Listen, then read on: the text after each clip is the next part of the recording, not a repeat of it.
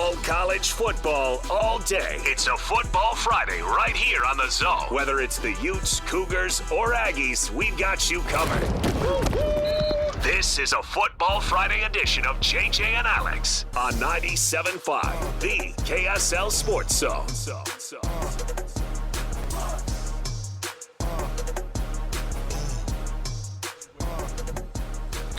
All right, everybody, welcome on back. It is JJ and Alex, 97.5 KSL Sports Zone. Happy Football Friday to you. Thanks for being with us on the program.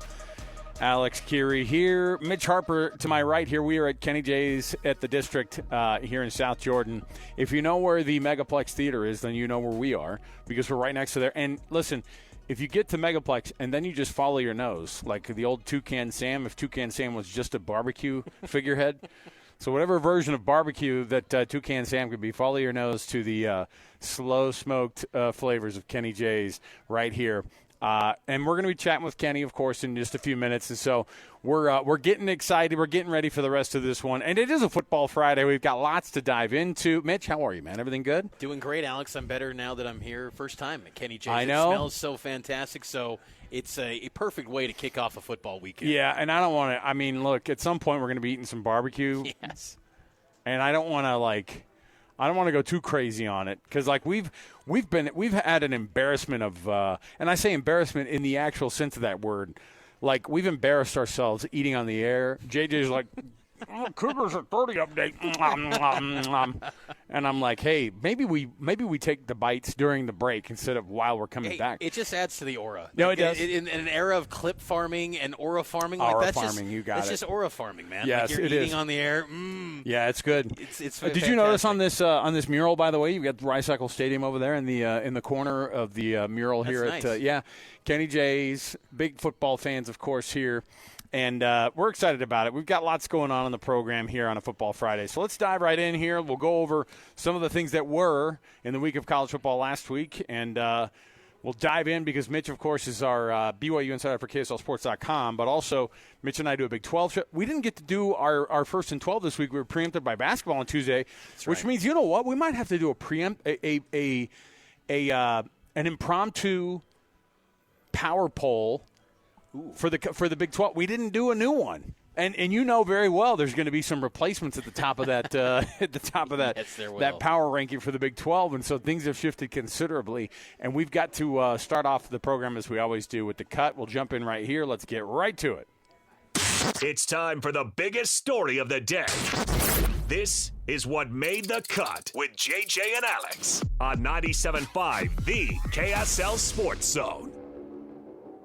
Trajan Wealth brings you this portion of the program, TRAJANwealth.com. That's your cut starting off the hour here. So, Mitch, let's start off first with you were down in Lubbock. Speaking of aura, speaking of a vibe that was down there, it did not at any point in that game, not just of the actual game itself, but pregame, game day, all that, the Texas football state of mind was top of mind, and Texas Tech took over that whole game. And everything that had to do with Texas Tech was coming up Red Raiders, man. They were just absolutely – they were prepared for this one. And on the flip side, it was the least prepared for a game we've seen BYU all season long. How did they get to that spot where after a bye week they came out as flat as you could have come out this year? Texas Tech's a national champion type team this year. You think so? I know that I take offense to your guest earlier in the week. I know he's a good guy, Pete Futak. Oh, I thought you were going to say JJ. No, Pete Futak. He hops on and acted like, when Tech faces the big dogs, Alabama and Georgia. Well, he lives in Ohio. That's the thing is this is a guy who's from Ohio, so he pretends like everything Midwest is the best. And it's like SEC guys. You get the SEC guys on and they go, that's nice for y'all, right? And I get it. Texas Tech is outstanding. I mean, to hammer BYU and Utah this year, Texas Tech's legit. And I will say, though, Texas Tech, it just kind of felt like a moment for them where it was validation for everything that they're going about their business. Yeah. That's what that moment felt like for them. I'm curious to see, the follow-ups. They've got a light schedule down the stretch. And, but I think what we learned, though, the biggest thing when you talk big picture and the Big 12, Texas Tech is establishing themselves as the bell cow in the Big 12 because they're not slowing down. I mean, you look at the field, and the guy that's the prominent booster, the board of directors, he's on the field. Like, they are leaning in to money and what they do and how they build it. And they've got a head coach that really is excellent at this era of college football. And then you just think about the personnel, the scheme. Their offense isn't impressive, especially with Baron Morton, how banged up he is. But they are a really good football team. And I think BYU, I think the stage was a little bit too big for them. I really do. Kalani Sitake pointed out that everything that Texas Tech did not shock them at all. Because there's been times this season where A-Rod and Kalani will point to, hey, they threw out some new wrinkles that we didn't see. It wasn't anything like that this week. It was just, we got beat. Yeah. And BYU, I think, kind of didn't realize, because in the Big 12, I think you get kind of numb to the fact that everyone is so evenly matched and that you feel like what you do is going to put you just naturally in a position to go win a ball game, whereas at Texas Tech, that was a big jump. There is a big gap between Tech and BYU, and we learned that on Saturday. Yeah, and I think that it's interesting you pointed it out like that because I think that people were waiting for a moment like that for BYU to get kind of punched in the mouth and to wake up a little bit, so to speak. They've had games they've been behind in, obviously, and there were games where you're like, oh, man. At first, during that Iowa State game, it felt like that, too. The first half, you're like, oh, this might be too big for them. This might be, and that crowd was fired up, and that team was fired up, and they had an opportunity to turn the corner of that season, and instead, that loss to BYU put them, that started off, they had already lost, 2 in a row before then? That became their 3rd in a row. They lost they lost a 4th game in a row, and then almost lost last week to TCU, speaking of a team we're going to be chatting about again today as we get ready for BYU and TCU. But I know they've got to get the thing that I was going to ask you was, and I know that Texas Tech came out and they did their thing, but what were the things that BYU wasn't doing? Like, what was the stuff that you saw out of Bear that you went, because it was so ineffective, their offense that day. And it was so hard to watch because it wasn't just 3 and outs. It was looking out of sorts. I think a perfect kind of encapsulation of what the day felt like for a lot of people for BYU on offense was that Bear Bachmeier try to sling the ball and it gets fumbled out at the very end of the game. Like, that was such a weird play for him because he never put himself or his team in that position at any point this year. It felt like, he's had an interception and he's had a fumble here and there, but that felt like, man, he looks so out of sorts. And I guess the freshman, because he hasn't been out of sorts, isn't there some room for? You're supposed to learn from that, and I'm interested to see what that version of learning from that and getting to this TCU game at home tomorrow is going to look like for BYU. The biggest issue I think that stood out offensively for BYU, when you don't give L.J. Martin 25 to 30 touches, that's the possible outcome. The season goes as far as LJ is going to take it, and I know that he was coming back from an injury, and maybe he wasn't full strength. Aaron Roderick has said that he's good to go this week for TCU, but LJ needs 25 to 30 carries or touches, whether that's receiving the football or carrying the rock, and because you don't have an alternative at running back. The alternative is Bear Bachmeier, and Texas Tech completely erased Bear's ability to run up the middle. And I think what also caught my attention, too, was that even though Texas Tech only had 1 sack in the game, their edge rushers, which everyone was talking about going into the matchup, but they were just always in the area. You think back to the first play of the game when David Bailey just blows up Isaiah Jota, and he's in that zip code of Bear Bachmeier, and Bear's hearing footsteps. You haven't seen that level of and he was first there all step. Day. He was there all day, by the way. He was there all day. And I think that just kind of made Bear a little bit happy feet. And credit to Bear for trying to have opportunities where he's trying to make a play happen. But when you only have 67 yards, rushing yards, it's not going to work out at all, against anyone, but then especially against Texas Tech, and in that atmosphere where they were sensing this is the biggest moment for their program in nearly 2 decades, it just snowballed on BYU. But I'm optimistic, though, Alex, that BYU bounces back in a hurry and, kind of gets started, obviously, tomorrow with TCU. But, another kind of a side piece to last week at Texas Tech that kind of maybe is a little bit of a hot take is experiencing College Game Day and pregame. BYU and Utah, they've been, getting a lot of Big Noon Kickoff. Utah's also got College Game Day. Yeah. I will say Big Noon Kickoff is a better way event better, right? than College Game Day. College Game Day is just kind of living off the, the old mystique, but it's not really fun for fans. But what's the thing that's fun for fans is anything that Pat McAfee's doing, and the reality is that that was funny. He goes, these people out here in West Texas love three things. They love Jesus Christ, they love football, and they love oil. And then he starts standing up. It was his first one. They love Jesus Christ. Listen, and the BYU fans are like, "Amen." Yeah, they're there too. Cosmos going like this. Cosmos dancing. Oh my goodness! It is kind of interesting too because you know it's one thing for Big Noon Kickoff to come out, for game day to be there. You got to perform, you know, obviously, and I think, but that Utah got a big taste of this, obviously, too, early in the season, where it's like you have all this attention, you take a 10 a.m. kickoff, and you fall on your face. That was the feeling, right? Where you go, okay, well, something's different here, and that was a TCU team that was ahead of both of these teams in terms of the energy they brought to those games. So, as it now turns the corner here, what makes you feel like this is a different team than the one who last year took their first loss, and then it carried over to the next week when they lost again? That time it was to an ASU team, but it's almost reversed. Like the potential Big 12 champion they played last week and they lost to, and then this week it's a game that, you know, you're favored at home, which, by the way, Kansas, they were heavily favored in that game at home, and Lance Leipold and his guys ruined a lot of people's seasons last year. You were kind of wishing that it was going to be, you know, Kansas at this point, because TCU just feels like a scary opponent a little bit for this BYU team tomorrow, because they've got a lot of talent, but BYU's favored in this one. I want to see how they're going to respond, because last year it wasn't very good. What gives me optimism for a bounce back is I think BYU's defensive front is getting healthier. The linebackers played like the linebackers that we saw in the early part of the season. Yeah, Jack Kelly was phenomenal. And Jacob Rodriguez had those awesome moments, and he obviously had the pick and everything.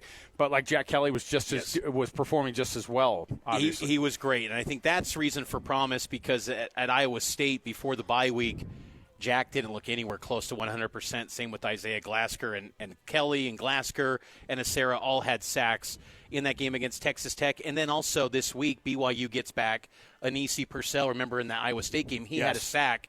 And that was a big absence, too, in the interior of the defensive line, which is a group now that's going to redshirt Justin Kirkland. He's going to sit out the remaining games this season. And so he's not going to play. He could return for the Big 12 championship and the playoff, because that doesn't count against a redshirt. Oh, it doesn't, yeah. So he's going to be sitting out the rest of the way. So getting Purcell back is important, because now you've got three guys that you can rely on.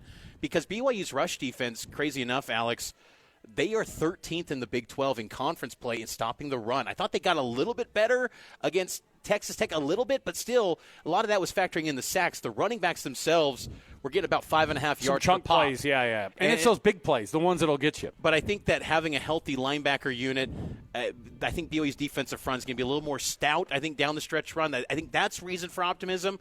I'd also say, too, that I do believe that Bear Bachmeier will not let this affect him going forward, because I think that's a big storyline going into tomorrow, is just how he responds, because he acknowledged, and so did Roderick, that he was taking that loss pretty hard, pretty personal. It's his first taste of defeat. I think he gets back on track. He's still only got 4 interceptions through 9 games this season. He's taking care of the football. I expect he gets back on track. What about the health of L.J. Martin? I know that shoulder, obviously, everybody was worried about it last week, and I think that some people may have thought, and I was in this camp where I was like, I don't know how well he feels based off of how many touches they're giving him, and it just didn't seem like it was a lot. Yeah, I agree, and I think that's where that's going to be kind of the barometer, I think, for this game, because if BYU's not giving him the ball much, then it might be start to be, you know, sounding the alarms a little bit, because then they're concerned internally about his health. Now, they're saying all the right things this week, but we got to see it, because, again, I think BYU needs to give LJ at least 25 touches. That's what it needs to happen. I mean, BYU averages 200 rushing yards per game this season. They were nowhere close to that last week. They got to get back on track. Let me ask you, after last week ended up, are those burn ends, Kenny? Is that what just happened? Gosh, dang it. You could have waited. You could have waited 3 or 4 more minutes, because now I got to go through the. I got to go through the break. 4 minutes before the break is not a good time to put those in front of me. Now I got to wait 5 minutes for this, and I love I put all the forks in it too, and then kind of walked away. You may as well flip this off on the way out. On the way out of there. Yes, we're at Kenny J's. We'll talk to Kenny in just a minute here.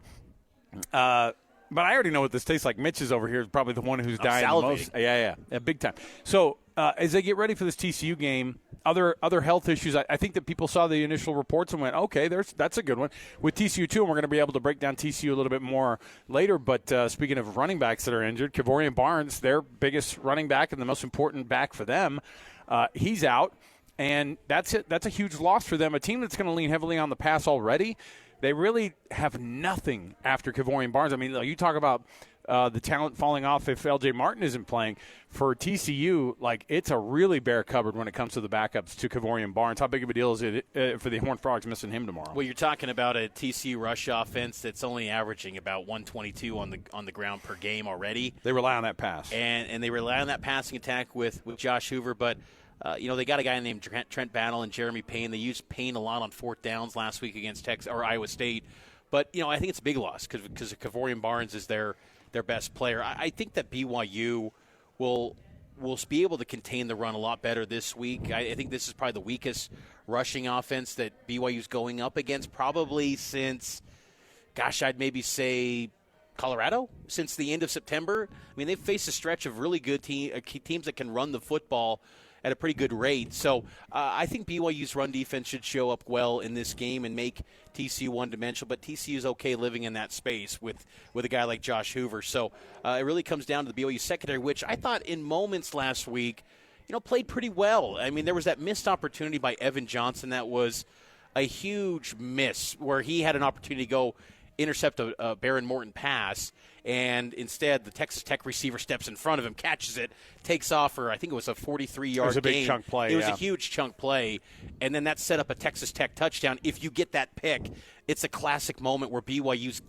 seizing that momentum and kind of capitalizing. That was a big swing of events right there, and so I think BYU, the secondary, I feel good about where they're at. Raider Damuni I thought was a real bright spot last week coming back from injury, and you pair him up with Falatau Satuala, Tanner Wall. You feel really good there for BYU. So I'm optimistic about BYU's secondary having the personnel to slow down TCU's passing attack because they've got some big play receivers. Eric McAllister, 17.4 yards per catch is McAllister. So these are guys that can get those big chunk yardage through the air. They got to be able to contain that. But I think BYU's secondary and coaches feel pretty optimistic that they're up for that challenge. The weather's not supposed to turn until the beginning of next week. It's supposed to cool down, obviously, a ton after Sunday, and then rain and all those things. And so weather not necessarily going to be a factor. Tomorrow might be your last chance for a nice weather game at home. But 2 out of 3 games at home for BYU, that's a big-time deal here. From a big-picture perspective, it's one thing to get down into the weeds about what didn't go well at Texas Tech and what needs to go well with TCU. Overall, BYU has a chance to go to the Big 12 championship game, Mitch. All they have to do is all you have to do is win all your games. That's no problem. And if you want to go to the college football playoff, all you have to do is win all your games the rest of the way, including against. And I don't know. I'm one of these people that looks and goes, I think getting back to the college football playoff or getting to the college football playoff doesn't necessarily mean you have to be the outright champion of the Big 12 with the Big 12 championship game. I mean, you heard last week, and this is where I wish that more of the coaches would do like Joey McGuire did. I'm glad he swung his weight around and said, hey, BYU's a good team, and you know what they're doing? They're playing a conference schedule, and they have one loss. And I know a bunch of teams that are playing independent schedules out there. You know exactly who I'm talking about. I like the shot across the bow at Notre Dame. Why is it that Notre Dame, with their strength of record and strength of schedule, that's not actually up to par with BYU, and they have the 2 losses, why they would be put in front of a BYU team or even a 3-loss Texas team or a 3-loss Oklahoma team that feel like they're getting set up to be, that extra team to get into the college football playoff. Now, the good news is Oklahoma and Texas are both playing difficult schedules on the way out. I could see Texas losing 4 games. I think they're absolute frauds. I agree. And, I mean, Texas has a loss to a 3-6 Florida team already. So the fact that they're ahead of BYU is just silly. But I do believe that if BYU wins out in the regular season and just gets to the Big 12 championship game, they're going to be in the playoff. I mean, now if you have another, blowout against Texas Tech again, does that maybe kick you out? I'd like to think not. But I think that BYU would be a lot more competitive that second meeting against Texas Tech, I'd like to think. Again, there's a big gap between BYU and Texas Tech, but I struggle to think BYU gets blown out twice in one season against one team. But I think if they get to that championship game, they should be in. BYU, I mean, they've got, the number 28th ranked strength of schedule in college football. That's pretty good considering with ESPN's metrics. Well, ESPN says that stuff matters unless it's BYU, the problem with the playoff committee, we always see this. Like you saw it with Texas Tech. Why are they not in the top 5? Well, they're red zone offense. When does that ever get brought up? They always move the goalpost. I know. And that's always the fear that for Cougar fans and even Ute fans who are sitting at 13 that they have with this committee. They will always move the goalpost to justify keeping out certain brands and getting those brands that they want into the field. Well, it's going to be interesting the rest of the way. We've seen enough from Utah in this stretch that they've had, and I feel like it won't stop tomorrow because the mess of what's going on in Baylor right now. I feel like I love how Dave Aranda was asked about it in his press conference, and he's like, "Hey, are there distractions there? That's an HR matter." I'm like, dude, you guys are a mess. Baylor is going to be a mess. Utah is going to put up 50 on those freaking guys tomorrow. There's just no way that Baylor – they're going to come out to play for like a half a quarter. They're going to get punched in the mouth, and they're going to go, look, our coach is getting fired. I don't know how excited I am about this. I'll put some tape out there, and I'll go to the transfer portal. Hell, I'll go play for BYU at this point. And look, if you're Kalani Sitake, you go, hey, man, we'd love to have you on the way out. Need a running back, yeah? I know. Get some RBs, That's exactly man. right. On the way out the door, you go, hey, man, we love what you do. It's great. Call me, like when things don't work out with Dave Aranda. Anyway, we got lots to talk about. It's a Football Friday, and we've got tons to be able to chop up still. We're going to have our Jazz Daily coming up in just a little bit because I want to talk to Jake Scott, pre- and post-game host, of course, on the KSL Sports Zone for the Jazz radio network, but also Jake and Ben fame, and he's going to dip in with us when we come back here after the break because I want to know about Ace Bailey, who's had his best week as a Jazz man. I think it was nice to be able to see him get over 20 points the last couple of games, and I think it's nice to see the Jazz getting a win, but also losing games, losing close games that you're scoring a bunch of points in. I'd like to see that as well, so we'll talk to Jake in just a little bit. We'll come right back. We got more to go. It's a Football Friday, 97.5, the KSL Sports Zone. You know what's coming. Your daily deep dive into everything Utah Jazz. It's time. All season long and even in the off season. It's Jazz Daily with JJ and Alex on your exclusive home of Utah Jazz basketball. 97.5, the KSL Sports Zone. Is this a typo on my rundown right here? Annapolis? 4 tickets? Is that right? Oh, my heavens. Our producer, Alex Annapolis, getting generous with the ticket giveaway. It's Jazz Daily, of course. Perfect time to be able to give out some Jazz tickets. How about a family 4-pack? Coming to see the Utah Jazz and the Chicago Bulls next week, 11/16. Check it out for yourself. Oh, no, that's on Sunday, right? Yeah. Check it out for yourself. Hit us up, 801-575-ZONE. That's 801-575-ZONE, 801-575-9663. You can check out the Bulls coming into the Delta Center this Sunday. Family 4-pack of tickets right now. Jazz Daily, of course, as usual, being able to chat about this Jazz team. And I know it's a Football Friday. We had to break away from it. And this is certainly a guy who could talk about football too. But Jake Scott, of course, Utah Jazz pre-post and halftime host on the Jazz Radio Network and SEG Radio Network and all of it. But he also is Jake and Ben fame. What's going on, Jake? How are you, man? Thanks for hanging out with us on a Friday. Alex, Mitch, how we living? We doing good? Oh, yeah, they got the food in front of us. It's you know how it is. I'm trying to be a good boy, and it's hard, man. It's hard to do. So, but it's a tough thing. It's a tough thing to have the barbecue on a Friday afternoon. So I'm not being a good boy. No. Mitch and I, you got to dive in. Look, you're not going to refuse your host, who's going to give you a bunch of food when you show up to these things. You got to be nice. You got to, you know how it is. Is your guy Alex Annapolis, who has to just listen to this the entire show. I know, that poor guy. I used to produce back in the day, and I'd be like, oh, great, you guys are having a lot of food. That's good for you. Yeah, and we're turning it away. We're like, I'm full. I can't take any more. And our producer's back there. And I've been there. It's cool. And then you complain that, like, oh, I have to sit here while I look at it. Meanwhile, Alex is again going, oh, how nice for you. That's cool. He's all, let me throw this mac and cheese in the microwave outside of the studio here. Perfect. Thank you, guys. Exactly. Thanks so much.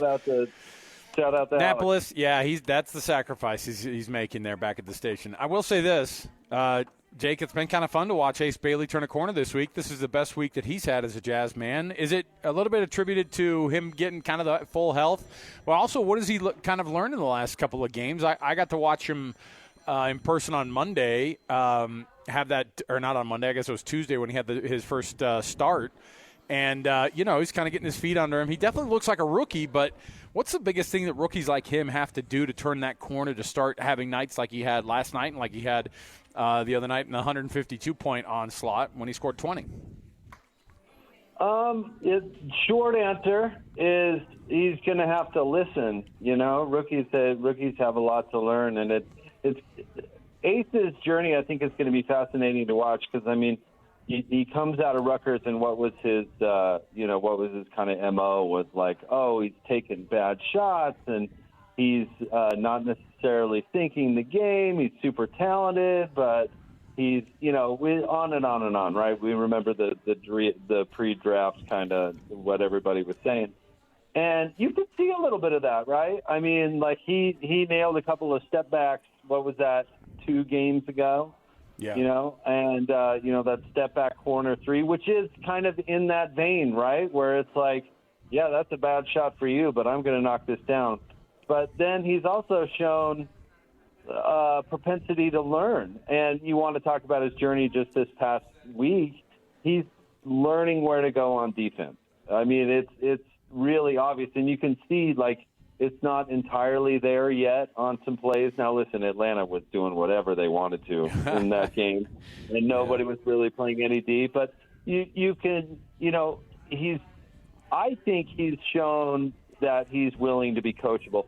And honestly, illness aside, I don't know anything about that. But the fact that he did come off the bench for a minute, I don't think is the worst thing in the world. It was funny after his first start, his post game.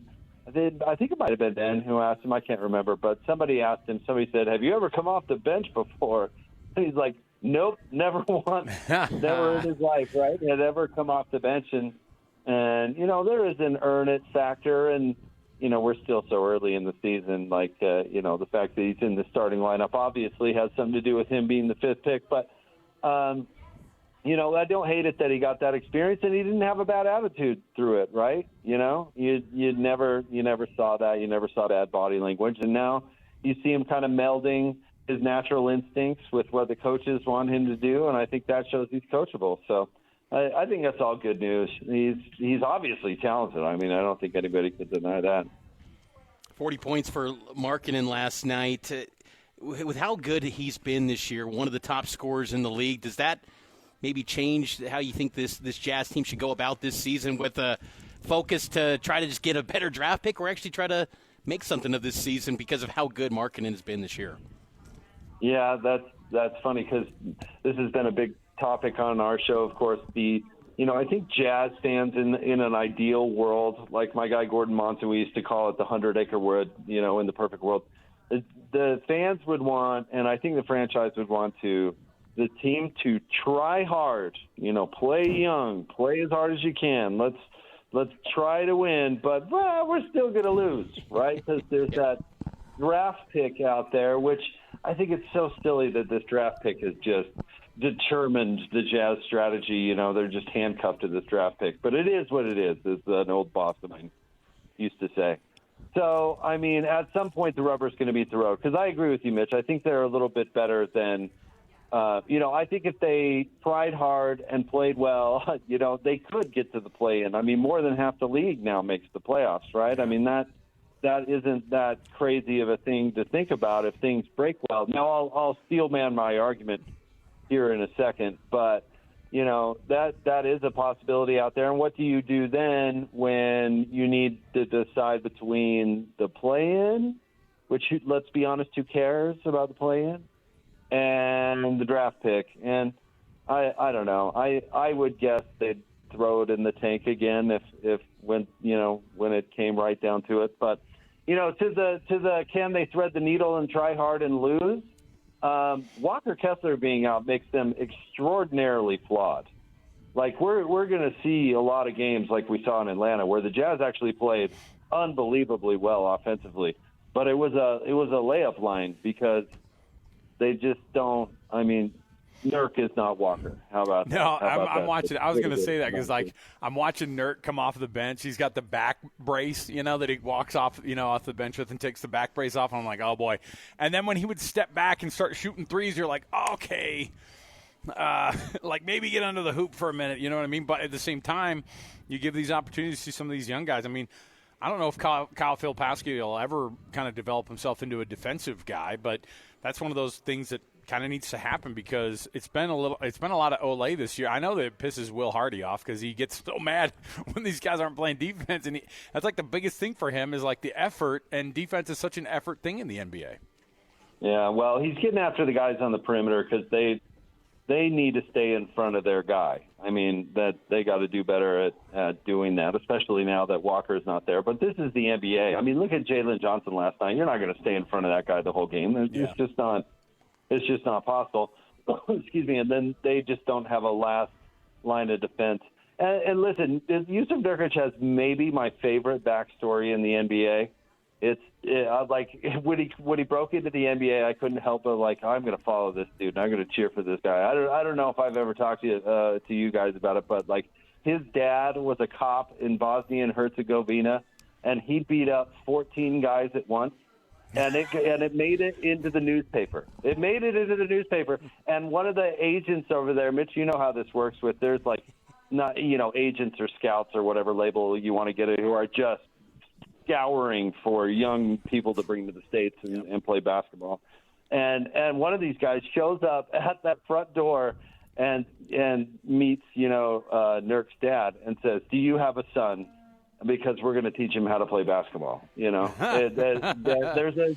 Google it. You can Google Nurk's dad.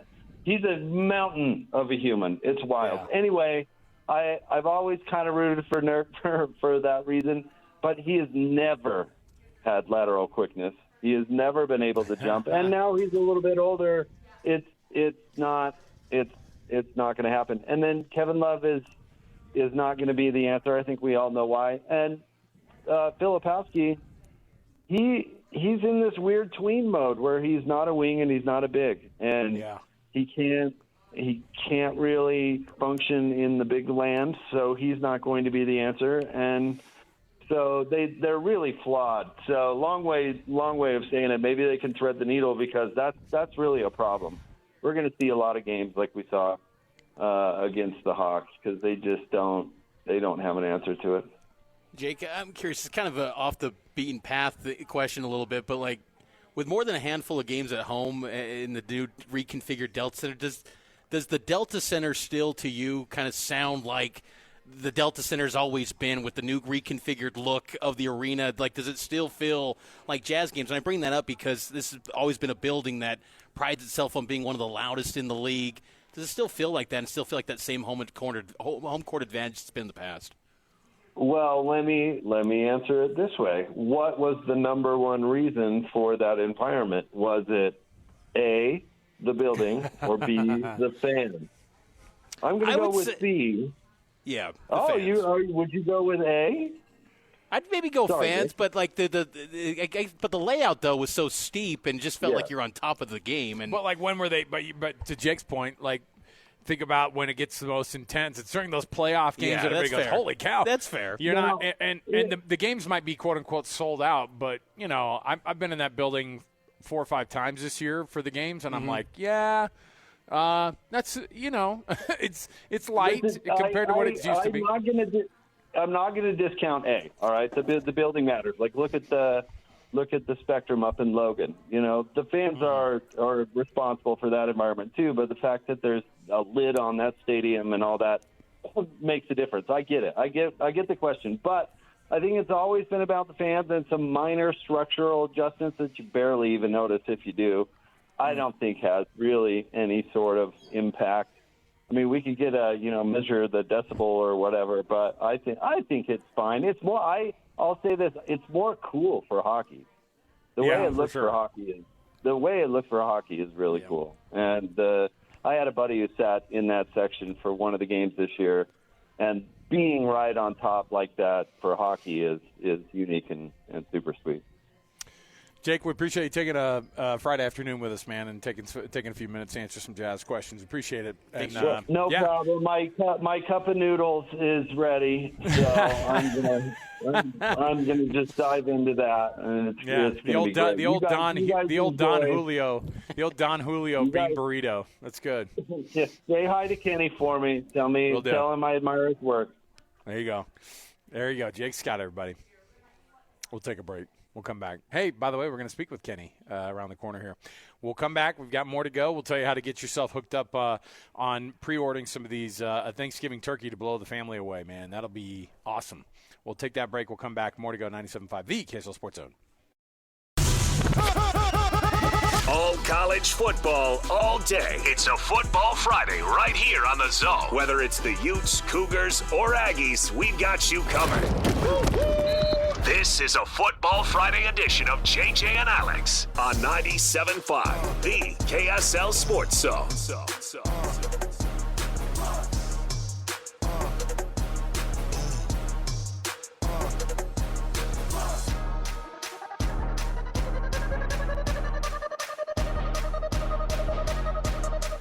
Welcome back. JJ and Alex, 97.5, the KSL Sports Zone. We're having too much fun on a Football Friday. Thanks for being with us on the show. A very quick would you rather, Mitch. I'm looking at a couple of prognostications here. And admittedly, when the first college football playoff rankings rolled out, there's a couple of people that go, hey, here's what your college football playoff rankings would look like if you were to play today. That's different than, hey, what's it going to actually look like? And so I dip into the ones that fit my narrative, which is, hey, man, it would be a lot of fun to cover a college football playoff game that featured one of the teams here locally. Now, and if BYU was deep enough into the seeding situation, if they were a Texas Tech type team, that first round, if they're playing in the first round, although Texas Tech at this point probably not going to be a first round team, they're going to get that bye, go right to the quarterfinals and play in a big bowl. But I think there's something cool about hosting these games. Like, I imagine a game at Rice-Eccles Stadium in the future, a game at Lavelle Edwards Stadium in the future, and we kind of like do this pie-in-the-sky thing. It's not that far off when you start to think about the teams that are possibly in this thing. Now, I think BYU would have to do a lot to be able to get to that spot to host a team. However, last week's first playoff rankings, they had them hosting Notre Dame. So would you rather host Notre Dame at Lavelle Edwards Stadium on Christmas, whatever day, or I saw another one that had not Christmas Day, a couple days before Christmas, like the 19th. It would have been the 19th, right? It would be the 19th if it were. So December 19th at Lavelle Edwards Stadium, or hosting Oregon, another big brand. That was another one that was thrown out there, and Oregon's not the best or very on top of the Big Ten table, so they could be maybe in that spot. So would you rather have a Notre Dame or an Oregon, who I don't know if Oregon has ever played at Lavelle Edwards Stadium. I'm sure there's probably some. Once. They have? Against Ty Detmer. Okay. In the late 80s. And by the way, that's back when the old Oregon Duck teams, were Rich not. Brooks. Yeah, it's nothing you wrote home about. Yeah. They had the old Donald Duck on the helmet, So which one would you rather have? A big brand like Notre Dame that everybody automatically says I want, or one that you've never seen maybe come to Lavelle Edwards Stadium? I would go Oregon because there are more recruiting battles with Oregon, and to have the on-the-field data to say to recruits, hey, they might have the flash, the glitz, the glamour. We're beating them, though. I think that's where I would go. And heck, BYU's beating them on recruiting, too, with Ryder Lyons and some of the players that they've gotten in this last recruiting cycle. But I'd say Oregon because there's more actual head-to-head off the field with them in recruiting. We'll take a break. We'll come back. We got more to go around the corner. Stay here. Steve Bartle going to join us next from Baylor.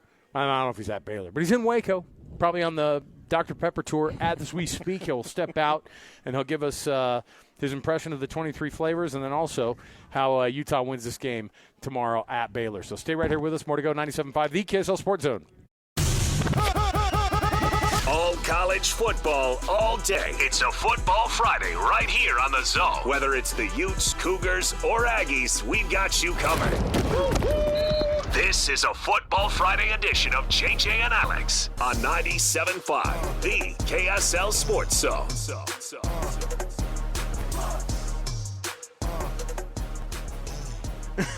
Welcome back. JJ and Alex, 97.5, the KSL Sports Zone. What was it, Clay? What was the impersonation? What was was I doing somebody's voice? Oh, okay. All right. I don't know what it was, but I will. Sometimes I hit. I have some characters I can do, but I don't know. In my former life, I did those a lot more. So I don't know. Hey, happy Football Friday to you. Mitch Harper joining me today. Nice enough to be along for the ride as JJ and Sly are like, I mean, whatever version of like, working overtime on these. What's crazy is they do all the semifinal games and they do all the state championship games. So it's just this week, like Thursdays and Fridays during football season. JJ and Sly are watching awesome football games up at Rice-Eccles Stadium. But, man, it's a lot of work. So those guys are doing an awesome job. Did you see what Corner Canyon did to Mountain Ridge in the first semifinal today in the 6A? 59-20. 59-20. You score almost 60 in your semifinal game, you're going to be pretty darn good. So we'll see what the semifinal number 2 brings as Lone Peak and I think Sky Ridge. Yeah. Hey, all Region 3 all the time. It's 10-7 right now, Annapolis. Who's leading? Lone Peak is up. Dang, that region is a mess, man. Bunch of teams that are just too good. All right, can't let the rest of us have a good time. Hey, we're gonna kick off the hour here as we always do with the cut. Let's jump in here because we're gonna talk with Steve Bartle. Our Ute insider for KSLSports.com is down in Waco covering the Utes and the Baylor Bears. And man, it's drama down in Waco right now. I love it. It's a little soap opera action.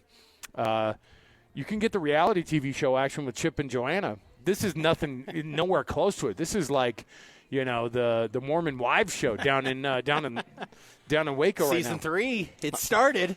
I'm not going to say whether or not I have seen episode 1 or not. Oh, I stayed up. I stayed up late last night though. Look, I'm a married man. I have to go along with whatever's on the TV. I have to watch it, man. I'm Team Miranda personally, but go on. I digress. All right, I'm gonna take a break from that talk with the mom talks, the mom talk moms. Let's get into the cut right here. Let's jump in right here. It's time for the biggest story of the day. This is what made the cut with JJ and Alex on 97.5, the KSL Sports Zone. Doug Smith brings you this portion of the program. Your Doug Smith dealerships in American Fork, Spanish Fork, and in Linden. Nobody knows cars like Doug. Nobody knows the Utes like Steve Bartle, who's, of course, joining us right now from Waco. What's going on down in Waco, man? It's been a disaster for Baylor from a PR standpoint. Can you smell the defeat already in the air? I just smell barbecue, fellas. Oh. I just smell barbecue. As soon as I landed, I plugged in Goldie's Barbecue, and I went straight from the airport right to the barbecue joint. I wasted no time, and that's what's on my brain. Some degenerates, they get to Vegas, they immediately hit the casino. Yes, but guys in there, guys that are like married and have small kids, they take these work trips. They go, take me to the closest barbecue joint. Just get me there guys ASAP. Being dudes, Well, we're saying all that from Kenny J's, where they do Texas barbecue. There so you go. I get it. Love Kenny it's J's. all good. I know, man. This week has been not a good one for Baylor in terms of the off the field stuff. Which, of course, I know they want to avoid all of that. But how much of it is penetrating kind of just like the whole vibe that's down there? I mean, Dave Aranda gets affected by it. Mac Rhodes has to step away from the playoff committee. He has to step away from the team as he's taking some personal leave. I can't imagine that all this is not going to be thought about among the fan base. It just happens to be a bad distraction when a really good Utah team is coming to town.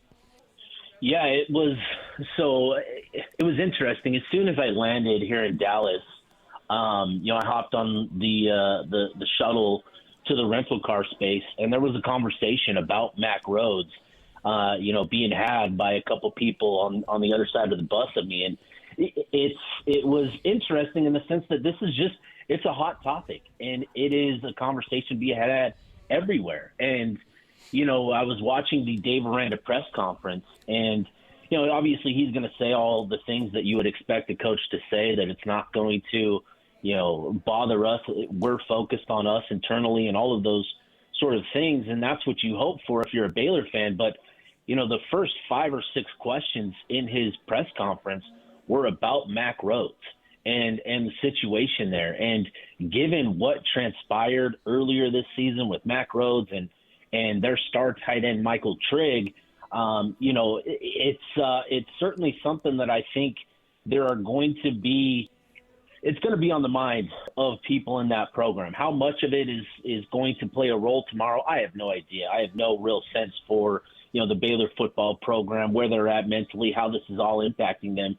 But just in my short time being here in Texas, it is clear that this is, a hot topic, and it's something that everybody is talking about. And I think there's certainly it's fascinating in the sense of what it means and what it's done to the Big 12, having Mack Rhoades on the playoff committee as the chairman there this season to lose that spot, and what it means for everybody else in the Big 12.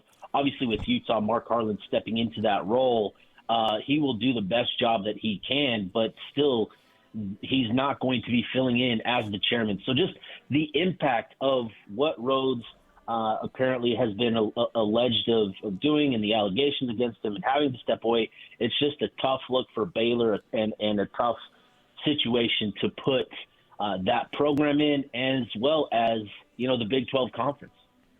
Steve, what were the biggest areas of focus during the bye week for Coach Whittingham and this Utah team, and how, coming out of the bye, what's the sense that you get that they're going to keep this momentum and high level of play going into a road game, first one in about 2 months?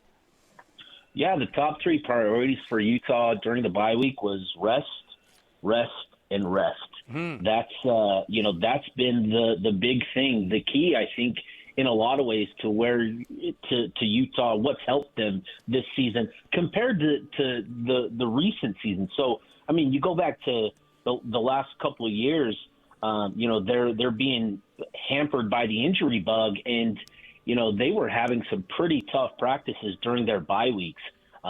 Still, even while dealing with the injuries, and part of that is to get some of the guys that need to fill in for the injured players, prepared and prepped for what's to come for them. But this season has just been totally different. I think there's been a greater, rest has become the top priority for Utah this season, and it's really benefited this group. You look at the injury report that was released again last night. No players on the injury report, and obviously that players are dealing with bumps and bruises, but nothing significant to this point of the season is really significant for Utah. Given that they are in the final three games of the regular season, and in terms of their play, it seems like they're peaking at just the right time, and to have health on their side, this season as they start to hit their peak on the field, it's exactly the sort of combination you want, to make a run, late in the season. So that's been the big thing for Utah is just, rest and recovery and getting guys right for these for the final 3 games of the season. These final 3 games, everybody knows what Utah has to do, which is just win them. But it's not just that. The committee wants to see style points, and this Utah team has that ability. They've been doing that. The style points are one of the best defenses in the country, one of the best offenses in the country. What is this offense capable of? I mean, we've seen it week in and week out, but I feel like we haven't even seen the best version of this offense yet. Steve, what do you anticipate the next 3 games to look like for this Utah team? Yeah, I think just more of the same, because you look at the matchups and, each of these 3 teams, Baylor, Kansas State, and Kansas, they're in the bottom half of the conference in rush defense. And you look at Utah, at the top of the conference and one of the top in the country in terms of rushing offenses, and you really like how Utah matches up. But, yeah, I agree, Alex, that there is another gear that seems like this offense is capable of.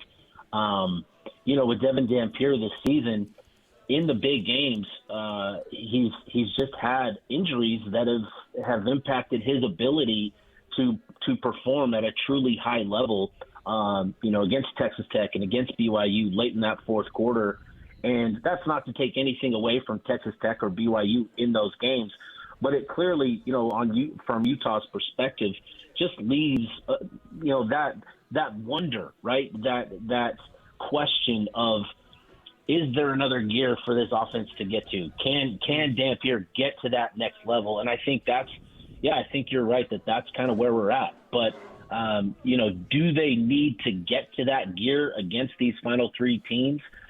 Not necessarily, but I think it is something that you would rather have answered at this point of the season, knowing what Dampier is truly capable of, when he's fully right and fully healthy. We haven't seen it yet, but, hopefully over the next three games, we see that at some point. And I think with these 3 games, style points are going to be important. And, Utah has shown that they can do that. And it doesn't need to be something where they go out of their way to put points on the board. You look at when these points came and how the scoring went. This was all done early on in the game. And so it speaks to Utah, what they're doing on both sides of the ball. They've done a really tremendous job and are peaking at just the right time.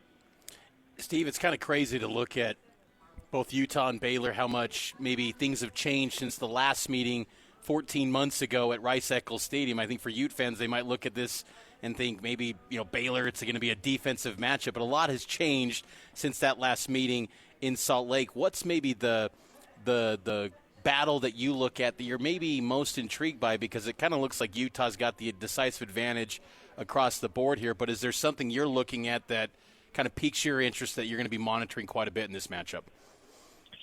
Yeah, it's been really interesting diving into this matchup and looking at some of the numbers and some of the individual matchups. And obviously, I talked a lot about Utah's run game, and you have to feel really good about Utah's ability to establish the run. And I think coming into this game, the question is no longer can Utah establish the run. It's whether the opponent is going to be able to stop Utah's rushing attack. So, that's going to be the biggest question for Baylor. But for Utah, despite the advantages on paper, across the board, Baylor has a quarterback in Sawyer Robertson that is just really, really good.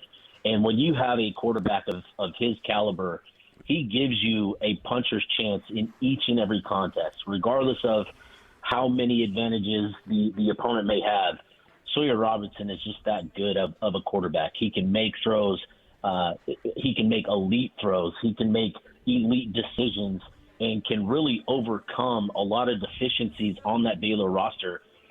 For Baylor, I'm talking about this like Utah is just far and away the better team. They've been hampered by injuries. They've lost guys, and that's sort of what led to what this season has been for Baylor. So it's not to discredit them or anything like that.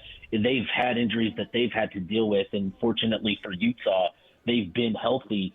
But again, getting back to Sawyer Robertson, just a tremendous talent at quarterback. They've got arguably the most productive, I shouldn't say arguably, I think he is the top tight end in terms of production this year in Michael Trigg at 40 receptions, 600 yards, 6 touchdowns. He's a dynamic pass catcher. That's going to be an interesting matchup for me, not so much in the sense of, who's going to match up with Michael Trigg, but in terms of Dallin Bentley and Utah's own tight end, and this being, an opportunity for Dallin Bentley to potentially steal some of the spotlight from Michael Trigg in the John Mackey Award race. This is something that I'm really interested in, is whether Utah can get Dallin Bentley some big-time production. And looking at some of the numbers, I think Bentley matches up actually really well with this Baylor defense, whereas, Utah has done a really good job of limiting production for tight ends. I think they've only given up 90 yards to tight ends this season. And so that's going to be a really fascinating matchup with the conversation around Sawyer Robertson. Is obviously Trigg has become Robertson's top target this season. And so limiting him and his ability to produce will be a big factor. But I also want to see Utah potentially get Dallin Bentley some big-time production in this game as well. Steve, this is an interesting matchup, and Utah is favored heavily in this one, and it's hard to imagine that they would not be able to go in there and just absolutely push around this Baylor team that's got to be reeling right now. Might be in their own death throes for the season, so we'll see how this one rolls out. We appreciate you taking time. He's Steve Bartle. He's down there in Waco. Thanks, man. Have fun down there. Thanks, Steve. Okay, sounds good. Thanks, fellas. There you go. Steve Bartle. What's interesting about this is, like, I think because of the timing of when this story came out, like, that means the fan base is actually also like, oh, by the way, this isn't just a bad time for this. We actually wanted all this to come out right now. Because the game and the incident happened September 20th. That's 2 months ago. And now it's coming out, so clearly there was an agenda. No, there is. And the beat writers, they knew, and you know what this is? This is crazy stuff, too. This is the way Texas football is. They're like, hey, we are shoving this guy on the sword right now, and it's terrible for our program. Like, this is bad for Baylor. You know what I mean? Do you think it hurts that Aranda's not a Texan and he's just not tied? Would that have helped it? No, I don't think it. No. Because even if he's a Texan or not, he has this weird low pulse. It just doesn't sound like a guy who. He just doesn't sound like a head coach. Like when you're listening to him, and it's not to say that you're down there, guys. You're just like, hey. Do you have talks with your teams about how to, avoid the distractions? All the time. It sounds like he's a soft hits DJ. Give us a call right now. If you love Delilah, you're gonna love Dave Aranda. I mean, it is wild the amount of like low pulse energy that he's got, and it just doesn't help. And yeah, this is a guy who's like a defensive, like he's supposed to be like a defensive genius, Mm-hmm. and. I think he's going to be a great coordinator somewhere. It's not going to be a head coach somewhere again because he had that success. He got hired, and the guy who's probably the one in the foxhole with him is blowing up. So we'll see how that goes. We're about to dive into these some sides and some ribs. I'm like mostly excited because I like introducing Mitch to it because I'm like Mitch has never had it. Yeah. First time. Does Mitch like barbecue? Mitch like barbecue? Oh, yeah. And say less. And I was gonna ask one question. Well, let's hear it. You were talking about Dave Aranda, and you're like, he'll make a fine defensive coordinator someplace. Is that going to be said about Morgan Scalley when he's done? Oh, you know what? When Witt's done. No, I think he has too much of the blueprint on how to make it work. And you talk about a guy, because part of the reason it doesn't work with Dave Aranda is he's not like he's a Baylor guy. He's a Boise State guy. It's not like he's a Baylor guy, so people go, hey, look, like, I mean, no one's gonna question the validity of Witt's like not a Ute. That's a great point. He is now. He might be the most Ute of anybody I've ever met in my life, by the way. I'm just kidding. If you've ever played golf with that guy, I've been in tournaments with that guy before, and I'm like, oh, it's all gone. The blue is all the way gone out of this guy's veins. Oh, my heavens. Well, we're interested to see what happens there. For whatever reason, that came up when you were saying that. No, I think Morgan's a Utah guy, man. He'll always be. I know he is. All right, Kenny, we appreciate it, man. Thanks. I'm going to give that phone number out one more time. Let me throw it out there. 801-230-5396. Get a hold of Kenny. Like I said, you get that smoked turkey going for Thanksgiving, and let's dial it up. It's going to be awesome. 801-230-5396. We'll take a break here. I'm going to make Mitch dive into some of these ribs and some of these sides right here at Kenny J's at the District in South Jordan. More to go right around the corner on a Football Friday, 97.5, the KSL Sports Zone. All the latest news and notes from the league and the locals in the NFL. JJ and Alex bring you the NFL Blitz on 97.5, the KSL Sports Zone. It's the NFL Blitz. You know what that music means on a Football Friday? Yeah, we talk Football Friday. We talk Sunday football on your Football Friday as well. Nominate the Youth Sports Volunteer that you know for the Hercules Hero of the Week program. What do you have to do? You just go to KSLSports.com/contests, and then you go on there and make that nomination for somebody who is an awesome youth sports volunteer in your neck of the woods. And then they win a prize, courtesy of the folks at Hercules First Federal Credit Union and Beehive Meals, who bring you the amazing Hercules Hero of the Week program. First of all, dog of a freaking game last night in Thursday Night Football. I guess you could say it's a dog of a game. Future MVP of the league, Drake May, showing up. I mean, it's hard. It's hard not to notice that the guy is playing like kind of out of his mind. And credit to Mike Vrabel, the head coach of the Pats too, who's just he's got his team rolling, man. And he's got like a culture thing that he's got turned on, that he's flipped the switch on there too. Stuff that he's probably trying to do at Tennessee, and probably is glad that he doesn't have to try to attempt in Tennessee anymore. So they're all buying in, and right now the Pats are 9-2.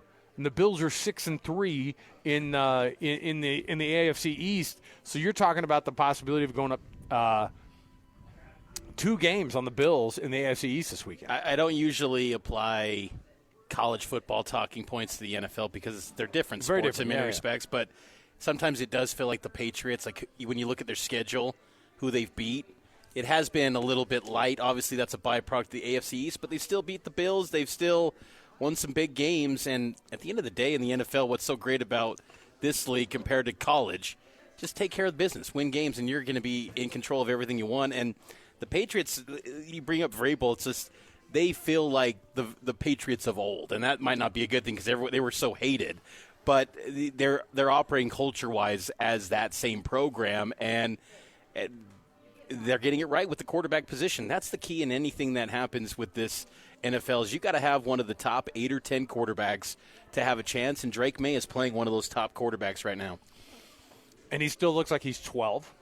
That he does. I mean, you're like seeing him on the field and you're like, holy cow. Man, they have some weapons. They have good defense, and I don't know what they were wearing last night. It looked like they were, I know it was like Nike, like rival. What do they have? What do they call them? Like the rival jerseys. It doesn't make sense. I do like the. It looked like all it looked like was they're all, hey, Nike gives their input and goes, we want your jerseys to look like you're wearing denim. Nike has messed up uniforms in the NBA, in the NFL. Kind of at the college game level, too. They've kind of hurt the identity of these teams where maybe it's just as I get older, I'm like, just stick with some of the key looks of these teams and don't go completely away from their identity. This NE for New England, like that's not the Patriots. Like, what are you doing? But when they do roll out, when they have the Seahawks wearing the old school Steve Largent green with the totem Seahawk on the helmets, like the silver helmets. That's just magical. Phenomenal looking. I mean, like, honestly, I could watch a Broncos-Seahawks matchup with them in the orange crush and them in the Seahawks in the old just stunning. The full blue. Yeah, back when they were both in the AFC West. Like, I'll watch those uniforms all day. I'll buy them all day, too. Okay, next up here on our NFL Blitz. In terms of big games for the weekend, lots going on here. Of course, the biggest ones are Lions at Eagles. That feels like the potential of being an NFC championship type game. Or look even further west to my Seahawks and Alex Napolis's LA Rams, who are firing off 2 heavyweights in the NFC West. Can you believe that these 2 teams are even heavyweights in the NFC West right now? It's shocking. We speak about jerseys. The Rams are going to have, I believe, their blackout midnight jerseys. Those look good, actually. I will say the black Rams jerseys, those are sharp. But yeah, that's going to be a huge game this weekend. And, the Rams, too, I think with, Puka Nacua, he continues to be a star in the NFL. It's been fun to see his rise. I think that's going to be one heck of a game. And Lions-Eagles, I think, on Sunday Night Football on KSL 5 TV, that game will be – I think that's going to probably be the NFC championship game potentially. The NFC – or the Sunday Night Football games, you think about that matchup compared to, like, your Thursday night games – when my kids go, hey, Dad, who's playing in Thursday night game tonight? They know now that you just don't even ask. You just go, okay, I guess we'll watch some football because it's the only thing that's on. Like, those are such garbage games. And then you have Sunday Night Football on KSL on Sunday nights, and you go, give me the best game possible. Lions at Eagles. Doesn't get much better than that. Lions at Eagles, who wins that football game, though? That's the question. I'm going to go with the Lions. I think Detroit gets it done on the road and takes down the Eagles. What about you? Goff is – I like Jared Goff. I used to not like him. I like him. I like him in Detroit. I like Dan Campbell. I like the idea that the Lions, who've just been absolute crap as a franchise as we grew up, and just in the past, like, I don't know how long, the last like 5 seasons have been like really when they're. There's a team that just never goes that far, and they still haven't been able to turn that corner. I wonder if they're going to be able to do it, but I would love to see them win. The Eagles, again. They hadn't won a Super Bowl in 50 years, and now they've won 2 out of the last 5. And so I like them. I like these 2 teams. It's fun to watch them. So I hope the Lions win, though. I want to see that one happen at Philly's place, too. That'd be kind of fun. What's going to happen with Hendrickson, the edge rusher for the Bengals? He's going to be out versus Steelers, but what's going to be the future of that guy? Like, don't you feel like he's – I mean, I know that they extended him or whatever, but it just feels like such a disaster of a place. I don't know what's going on. I don't know what's going on in Cincinnati, but they don't have things right. they got to figure it out. And I don't know if firing,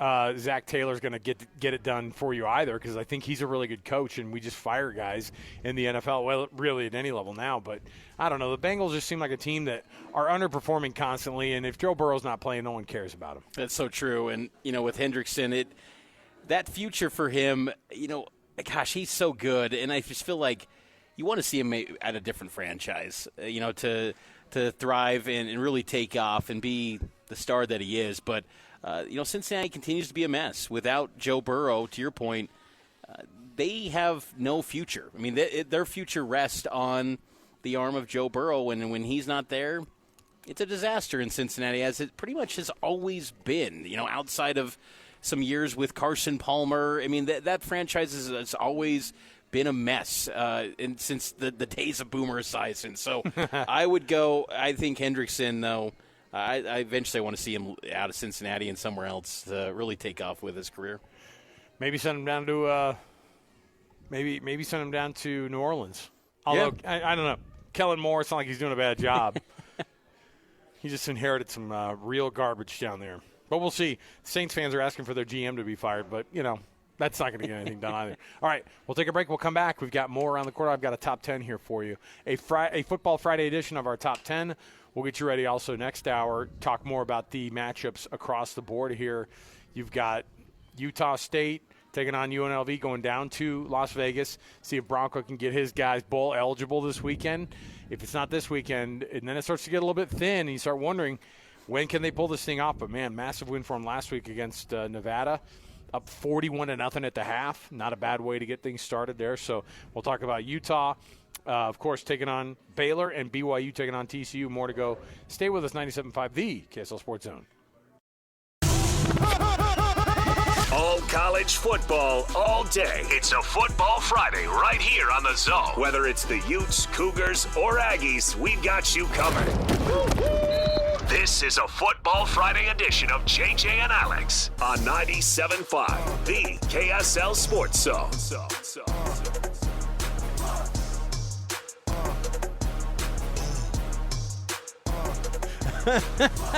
Welcome back. We're at Kenny J's here in South Jordan over at the District. Do you notice, Mitch, every time they open the door to kind of get going and out, that smoke hits you hard, man. That is, and I'll tell you too, and Kenny will explain it, but the wood is even imported out of Central Texas as well. Kenny, will you help us understand then what's going on with the wood? Where you get your wood? Yeah, well, and I just got back from down there too. I was thinking about this. I took my son down there. Yeah. He's home from his mission for a few weeks because of knee surgery. So I'm like, you're not going to sit around the house all the time. Yeah. So you're going to come down. You're going to come down with me, and you're going to go visit the wood guy. Anyway, we were just down in Waco last week. I'm like, I should have planned it around the game. That was and went down there. What was I thinking? That was an oversight by you. What an idiot! Yeah, you look. I mean, I didn't want to say it. Yeah. But so we were just down there. On the next break, I'll show you guys some pictures of their wood yard. But I mean, like you go through and you handpick. Like, it's not just like, hey, I got some wood over here from just wherever. It makes a difference. You can smell the difference. And what is the difference? So what they do is they put piles out, and then the piles, just as it sits in the sun, they lose the moisture, right? And so people that are owning barbecue shops and stuff like that are smoking with wood, hardwood, they want a certain moisture content within it, right? And so these are all at just different levels of moisture. And so I went down and picked out, and then they do different split sizes too. So I like bigger splits, so the log lasts a lot longer and burns and gets into bigger coals. How do they send it? FedEx. Yeah. They send it on a big truck, a 53-foot trailer. Big semi. And they just it pulls up to the front of my house. It's crazy. That's my hilarious. Neighbors are like, "What the hell is going on?" It's my wood delivery. Get out of my face. And I'm in my forklift. I open the garage. I get my forklift out and go up to the back of the truck. And then we have kind of one of those pallet jacks. Yeah. We have a pallet jack, and so we bring them to the back of the truck, and then I get the forklift and I drive it around. That's awesome. So they're usually there for about an hour. See, this is not some rinky-dink operation here. All right, you got your neighbors wondering what kind of situation you got going on because you got your pallet jack and your forklift, and you got wood delivered from Texas. I'll show you a video that my son-in-law took, a drone of our backyard, our side yard, that has like all of the wood from our last order, and so it's crazy. Kenny, let me ask you this: what comes in if somebody wants to pre-order some Thanksgiving from you guys? Is it just the turkey we're talking about? You guys can do the sides, everything, right? Well, we're only doing proteins this year, and we can do brisket. We're doing brisket too. Yeah. If people want, some people just don't like turkey, but right. I actually would rather have turkey than brisket, even just at the restaurant. Yeah, the smoked turkeys, it is underrated, I think. You gave it to us last time. I was like, I don't think people understand. Like, they could have turkey like this all the time, and it kind of ruins the rest of the bland turkey they get for Thanksgiving. And take it home and make sandwiches out of it. Come on. All right, so here's what we got to do. Yeah. People can call you. They can text you guys. They can get the orders going on. And if you want the Thanksgiving brisket, you can order that too. Yeah, 10% off of the brisket as well. That's just at our menu price, and a whole brisket. Ribs? But, no, I'm not doing no Thanksgiving ribs. Okay. No Thanksgiving ribs. We're just doing brisket and turkey. Boom. You get both of them. Yeah. Why don't you just be a winner, get both of them? All people have to do is get a hold of Kenny and his guys and gals. Maybe call Mary right now. Say, hey, I want to get some of that turkey going here. I did just call my meat guy and told him to up it by 50 turkey breasts. Oh, there you go. I like it. So don't let me down, no, Zone don't. listeners. And here's the other thing. Don't stick me with 50 turkey breasts. Yeah, make Mary answer the phone call too. Let's get it going. Let's get these things going for you. You'll win Thanksgiving with it too. By the way, it's a different level of being able to have Thanksgiving. 801-230-5396. That's 801-230-5396. Get it pre-ordered today. We're going to come right back. We've got more to go from Kenny J's. We've got more to go from Football Friday. Stay here at 97.5, the Kiss All Sports Zone. All college football, all day. It's a Football Friday right here on the Zone. Whether it's the Utes, Cougars, or Aggies, we've got you covered. This is a Football Friday edition of JJ and Alex on 97.5, the KSL Sports Zone.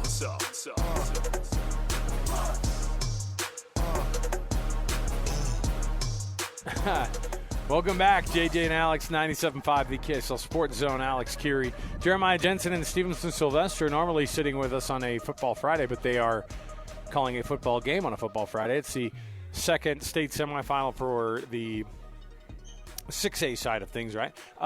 Lone Peak and Sky Ridge, right? This is the second time they've played this year. Alex Napolis, our producer, give us an update on the score here, brother, so I know what's going on with this in the game. Wow, Lone Peak is going to play Corner Canyon for the state championship, huh? That's a nice little low-scoring that's some low-scoring football right there. We'll see if that can continue. Got to play good defense. The only team that beat Corner Canyon this year, Lone Peak, right? And so, here in the state of Utah, I don't know if they played outside of the state, and I know they won that game in Florida, but I don't know. I think Lone Peak was the only team that beat Corner Canyon. So, nice little matchup between two teams out of down there in the southern part of the valley in Salt Lake County and then northern Utah County. Neighbors right across the old mountain there. They could just throw a stone over the old mountain and you hit Lone Peak from Corner Canyon over there. So there you go. Hey, we got lots going on. We're at Kenny J's here in at the district in South Jordan. Easy enough to find us right next to the Megaplex Theater here. We got a Football Friday going on here. Mitch Harper, nice enough to join today. Mitch, thanks, man. Appreciate it. Absolutely. Happy to be here. Enjoying all this good food. Hard to pass this up. It is pretty hard to pass up. Last hour we were chatting with Steve Bartle, who, of course, covers the Utes for KSLSports.com. He's down in Waco for Baylor and Utah.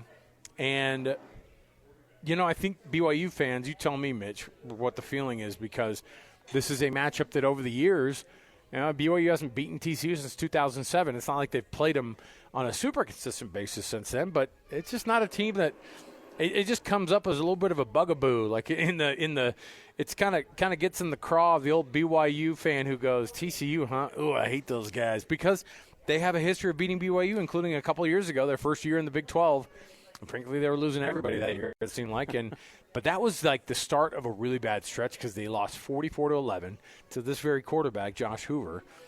Does it happen again? Or what are we seeing out of Josh Hoover this year versus what they saw back in 2023? Well, I think the biggest thing, first off, is that people got to remind themselves that losses happen. I think fans are a little bit still kind of in independence mode, where you lose one and then it feels like the season's lost. Yeah. Everything's still in front of this BYU team. And last year I thought BYU kind of reverted back to their independent ways when they went to Arizona State, and for the first 30 minutes just no-showed, and then Tyler Batty had to have an impassioned speech that was leaked to inspire the team. TMZ so exclusive. BYU defensive end says a cuss word. Because I bring that up because it does feel like outside the building, fans are just like, well, BYU dropped the ball again, where it's like, that's not the case. But there's a little bit of this feeling, too, that it doesn't help that the CFP and the vibe that BYU and teams – like, it honestly is like, it's not that the season's over after a loss.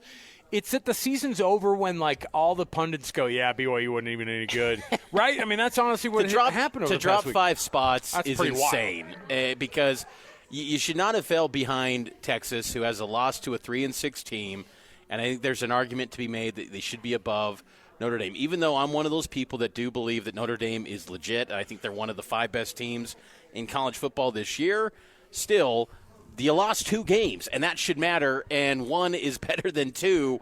That should mean something. But still, I think with this matchup in TCU and BYU, I think BYU matches up really well. Now, I think, though, TCU is the second best rush defense in Big 12 games this year. And I think that's something to me that really catches my attention. Can BYU get at least 150 rushing yards or more? That's what I want to see, because when BYU's living in that space, that's their identity. And Aaron Roderick talked about how they want to get back to their identity this week. Well, to do that, you better run the ball effectively.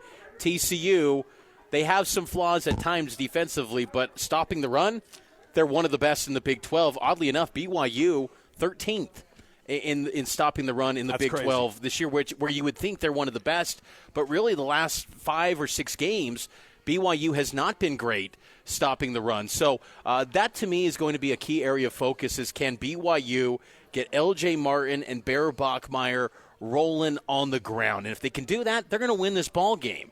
If they can't run the football, they could lose, and it could be a real discouraging night in a late night spot where you go, okay, Arlington's gone, and then it opens the door for Utah to step in, and that's kind of a double whammy of sorts, too, for BYU. Yeah. So I think this is an important game, and I think a lot of it hinges on running the football and getting L.J. Martin and Bear Bachmeier going on the ground. What about the pass game? Because I know that, BYU's only throwing for 210 yards a game, but they have such weapons, and you talked about how JoJo Phillips, his name came up so much. That poor guy last week comes off of an injury after breaking Desmond his Howard's collarbone. going, my big storyline is JoJo Phillips. I'm thinking to myself, why? Clearly Aaron Roderick told you this, because Right. there is no way that Dez is pulling out a guy that hasn't played since September 6th. Right, and that's what I'm saying is, like, he plays the second week of the season, and then you go, oh, and you haven't seen him since, and then he comes back, and look, the drop last week that was out in the middle of everybody be able to see it, that was a bad drop. Chase had some uncharacteristic kind of drops as well. He just didn't look 100%.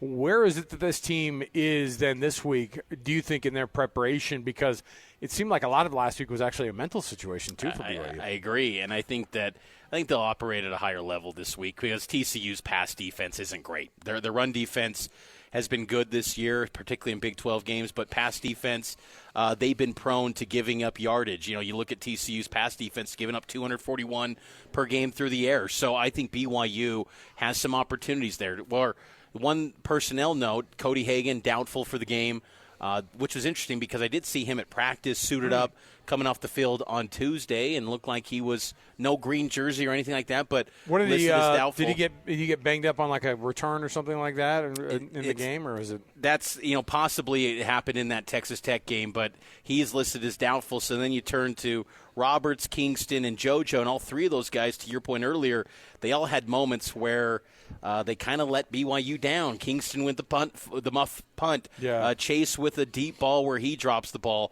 JoJo Phillips in his drop. So those three guys all kind of have to have a bounce-back performance, and I think they will. Now, TCU, though, has some good secondary players. Bud Clark, one of the best safeties in the Big 12. But they don't have as many takeaways as, say, a Texas Tech. And so that's, again, where I think if BYU takes care of the football, getting back to that identity, and it all ties back to the run game, I think that's where BYU can open things up in the passing attack. But to me, it all starts establishing the run, because when this team becomes one-dimensional or one aspect of a game doesn't work for BYU, it seems like it can all come off the tracks for BYU. It's a complementary football team in every sense of the word, and I think that ground attack has got to get rolling early and often. You and I, of course, do our Big 12 program during the week, 1st and 12. You can go download the podcast, listen to our conversations. Now, this week we weren't able to make our our power poll, and so let's kind of do this and walk through it together here. Obviously, Texas Tech is number one in this conference, and it's not by a close margin for everybody. When you look at it, you go, look, this is the best team. One, because the two teams behind them in our power polls are BYU and Utah, two teams who they blew the freaking doors off of. Mm-hmm. So Texas Tech, nobody's going to question that. Is BYU the second best team in this conference? Is it Utah? Because right now, I think you have a lot of people who'd say Utah's playing way better football than anybody else besides Texas Tech maybe in the conference. Do you agree with that? BYU is still the second best team because, one, they beat Utah. They have the head-to-head. And but when you do forecast ahead, I think there's a little bit more, higher ceiling potentially to Utah. But Utah's dropped 2 games. I still would lean BYU as the number 2 team right now because, again, I think everyone in college football is afforded one loss. It's so difficult to go undefeated in this sport anymore. One loss, we're going to learn a lot about BYU. If it's the this SEC, weekend. though, if it's the SEC, you're afforded 3 losses. Yes. Right. That's a great point because Tuesday night, the playoff rankings, Reese Davis just making a case, hey, Texas, even if they lose, if they're close against, Alabama, there's a real argument for 9-3. Are you kidding me? Is there really an argument? Like if it's a 24-team playoff, okay, great. Have a 9-3 team. I'm fine with that. But 12-team playoff, no. You cannot have 9-3 football teams in the 12-team playoff. I don't care the strength or the depth of the SEC. No, there's no way that can be the case for a 3-loss team. Not a chance. There's just no, but on top of that, right? Like Texas, you look at, and I think it was Rick Neuheisel who made this point earlier this week. He goes, this Texas team was 5 quarters removed from when they were about to lose to Mississippi State down in Starkville, by the way, a team who's only won 1 game in the SEC, which is also the same thing that Florida has done this year. Win 1 game in the SEC, and then their second win in the SEC over Texas, right? Yep. But no one talks about that Florida loss. No one talks about it. Nope. Why does no one talk about the Florida loss? It blows me away because that's a 3-6 team. That should be just anchoring down a resume for a team. That would be the case for a Big 12 team. If Texas Tech lost, say, this week to UCF, they're done.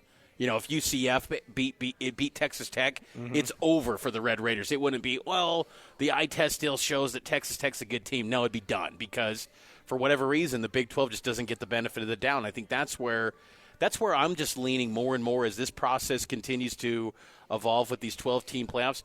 Give me a playoff that just has 24 teams, 4 automatic bids for each Power 4 team, and then let's settle it on the field. I'm telling you, you get a BYU and a Utah, get these teams hosted to come to Provo and Salt Lake.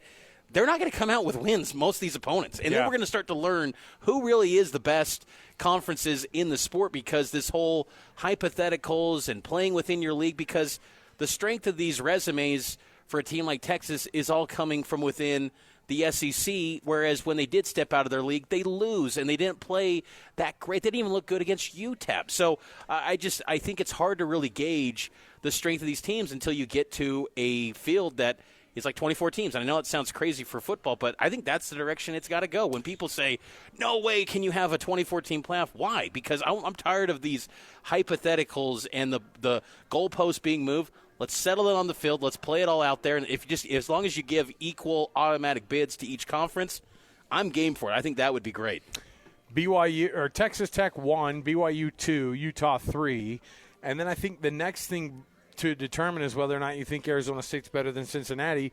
Cincinnati still has the one loss in conference play, by the way. If we're at home keeping score, why is no one talking about Cincinnati? They found their way into the top 25 polls in the college football playoff this week, and I know that everybody's thinking about that loss that they had against Utah because it made it feel like that they weren't definitely not a contender, but BYU had a bad loss at Texas Tech. So I don't know.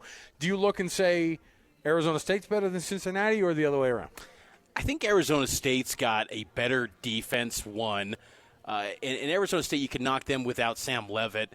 But ASU just, no matter who their personnel is, they show up. And Cincinnati, it was, even for BYU, I know they got blown out, but they go in the half, it's 13-0, and BYU's defense showed up in stretches against Tech, whereas Cincinnati, it was just a beatdown through in all phases from start to finish against Utah.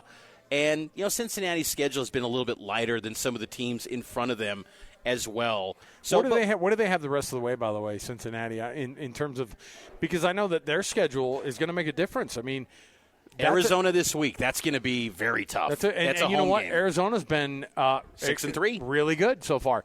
And since he's got BYU next week, obviously BYU's got to go to Cincinnati. How tough of a go is that? I know we're looking a little bit too far ahead, but going to Nippert Stadium out there in Cincinnati, what's that look like? Oh, sure, that'll be difficult. I think the big question on Cincy too is their running back Evan Pryor. He's questionable. He missed the Utah game. He's questionable for the Arizona game. If they get him back, I think that changes the outlook for them a bit, but if he stays out, I think that makes them – it goes all on the shoulders of Brendan Sorsby, their quarterback. They need Evan Pryor, their star running back, to be back in the lineup because they had no ground attack without Pryor when they faced Utah. So Cincinnati's got a tough stretch, but most of it is at home these next 2 weeks. Houston took that bad loss, of course, a couple of weeks ago when they lost to West Virginia. They're coming off of a bye week, and I don't know if Houston is still right there. I mean, Arizona has been making strides. I think they've been quietly better than people thought they were going to be, right? I mean, Arizona is definitely better than teams, I think, than even Iowa State was this close to losing 5 games in a row until they came back in the fourth quarter against TCU last week. Yeah, Arizona hung tough with BYU. They hung tough with Houston. I mean, this could be an 8-1 football team if you win those 2 games. Yeah, we're talking about 6-3, so that margin is very thin. Winning close games in the Big 12 takes you from solid season to great season, and maybe Arizona, after just crushing Colorado a couple weeks ago, they got some momentum behind them, but again, they've kind of had their successes against the inferior teams, which is no easy task in the Big 12 because anyone can get you on any given week, but they've clearly made progress to the point where you say head coach Brent Brennan is definitely, I think, off the hot seat because I think there was questions about that last year. Matt Campbell's not going to be on the hot seat at Iowa State, but they were really close to losing 5 games in a row, like I said. What is Iowa State's situation right now? What is their real problem? Is it just the mental mistakes that they're making, or where's the real kind of they haven't been able to turn that corner and they've, in fact, taken a pretty big step backward from last year when they were in the conference championship game? A lot of turnovers. Iowa State has had a lot of miscues that have given opportunities. Even in a win last week against TCU, they had a lot of mistakes. So that's been kind of the theme for Iowa State, is that it's a team that is really talented, and you feel like they should be a top 5 team in the Big 12, but they've had a lot of head-scratching miscues. And they only had 272 yards of offense in that win against TCU. So TCU just had a lot more mistakes even than Iowa State did in that game. So, Iowa State's still kind of a team that's solid. They're now bowl eligible, which is always a good thing, I think, for that program that historically hasn't been to bowl games much. But they were looking to take a bigger step this year and be in contention to go win the thing. They were in the Big 12 championship game last year, and this has been a huge step back year this season. So Houston and Arizona, 6-7. See what I did there? Yes, well done. I actually hate myself. I apologize. Kenny, that made me actually But you know what? It got Connor. It got Connor going. It got Mitch going. Yep. All right? We're talking about young guys trying to reach out to the younger crowd here. All right? Then we've got Iowa State 8, TCU 9, Baylor at 10. I don't know what to think of the You could fade them maybe even further. You really could. I don't know. Kansas State, one of the biggest question marks in the entire conference so far this year. And then we start to get into the doldrums here. West Virginia at 12. Kansas is a surprising 13. Although, should we be surprised? It's not like Kansas has ever shown us anything in the past 5 decades of watching these guys. I just don't. I have no idea what to think of Kansas. Is Lance Leipold on the hot seat, or is he maybe looking around for maybe another job, or maybe he could walk out get a nod at a place like Wisconsin that Luke Fickell might be wearing out his welcome at.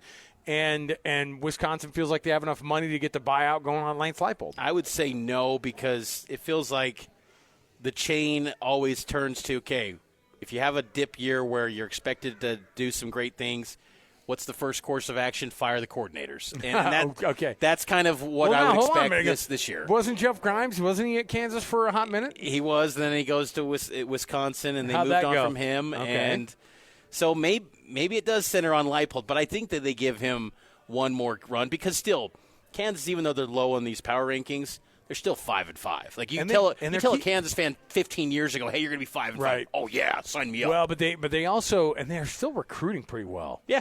And they got this new stadium rebuild, and it looks good. And there's an energy around them just doesn't match the winning. They've got money too. I mean, Yeah. that David Booth guy donated, what was it, hundreds of millions of dollars. I mean, they've got money to spend. So. UCF at 14, Colorado 15, Oklahoma State 16. Oklahoma State, we put them at 16 because you can't put them at 18, because that's kind of really where I have them in. Colorado's been the biggest disappointment, though. I think, no question. I mean, 3 talk and about 7. Talk about a forgettable rest of the year. Like they were going and they were going okay, and then I don't know. Did you see Juju Lewis's hair get pulled out last week when he was sacked? They had like the shot on the field of that big wad of hair, which, by the way, it's part of the jersey. Yeah. It's part of the uniform. I don't know what to think, though. UCF is one of those opponents that BYU still has to face. And I don't know what to think of Scott Frost's team, because they have some like talented guys here and there, but they're not a real serious threat. You look at this when you tie it to the local teams. Utah's remaining schedule: Baylor, K-State, and Kansas, all 10 spots or the double digits in our power rankings. I do think, to your point earlier, what you asked Steve, style points are going to matter against these teams for the Utes. Like, you gotta, if you have the chance, if you're Whittingham, you got to put your foot on the gas and go beat someone by 40 if you can. 45 per. Like, if you can. If it's in reach, like, if you want to get to the playoff, you got to add some style points and not take any chance to make it closer than it needs to be. Sportsmanship has to go out the door, I think. I really do, because I think you got to put say those, less to Utah. To Utah, say less. Well, let me ask you this: do you think they have those kind of conversations in their meetings? And he goes, Jason, put the foot down, put it on the neck, and don't let up. We need to kill these dudes. Like, let's go. K-State's the only team that maybe could give them some headaches, but that's in Salt Lake. I just don't know what to think. The rest of the year, so I mean, BYU going 3-0 over the next 3 weeks is a pretty tall order too, I think. Yeah, no question. I mean, you got TCU, then you have to go to Cincinnati, which I don't know. It's not like you look and you go, man, what a tough place to play. But Cincinnati's also been one of the better teams in the entire conference this year, and they've been certainly a shock to the rest of us. Yeah, I mean, good offense, and again, when you dive into the numbers on BYU's defense, they have not been great stopping the run. Mm-hmm. And that's kind of what you thought would be the calling card for BYU this year. And that's been an area where they've been attacked. And then you also pair up the special teams for BYU. I was looking at it today, 15th in the Big 12 in field goal percentage. I mean, you think Will Farron's automatic, but he's in Big 12 play. He has not. So all three phases are not working at the highest level for BYU right now. They've got the potential, but yeah, you could go to Cincinnati and absolutely lose, and Cincy could be on its path to go into the Big 12 title game. So a lot of football left to be played. We'll come back. We got more to go right around the corner. 97.5, the KSL Sports Zone. All college football all day. It's a Football Friday right here on the Zone. Whether it's the Utes, Cougars, or Aggies, we've got you covered. This is a Football Friday edition of JJ and Alex on 97.5, the KSL Sports Zone.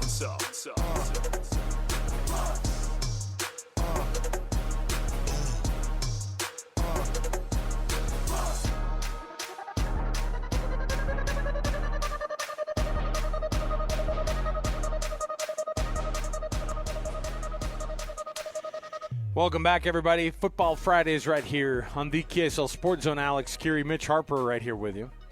Mitch, of course, filling in for JJ, who's been calling games with Sly, of course, up at Rice-Eccles Stadium.